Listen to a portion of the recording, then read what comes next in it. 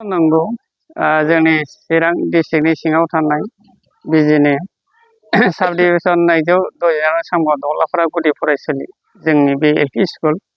दा जोङो बेवहाय जोंनि फरायसाफ्रा गामि हिसाबै माने बेयाव 42 जन माने फरायसाफोर दं आरो। दा बेवहाय जोंनाव सासेल' फोरोंगिरि दं, गाहाय फोरोंगिरि। दा बिनि हिसाबै जोंनि फरायनाय बा फोरोंनायनि बेलायाव सासेल' फोरोंगिरि हिसाबै माने नांगौ रोखोमै होनो हाया।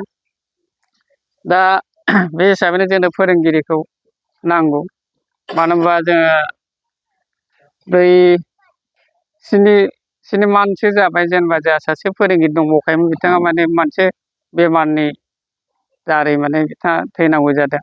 दा जों दासिमबो माने गोदान फोरोंगिरि मोनफिनाखै। दा जोङो बेखौनो खावलायो माने आसाम सरकार आरो बिटिसि सरकारनाव माने थाबैनो जोंनि बे लांदां जानाय मासियाव माने फोरोंगिरिखौ मोननो थाखाय जों बेखौनो साफ्रोमबो गारजेन हिसाबै जों माने बेखौनो मोननो लुगैयो आरो। दा बेखिनि।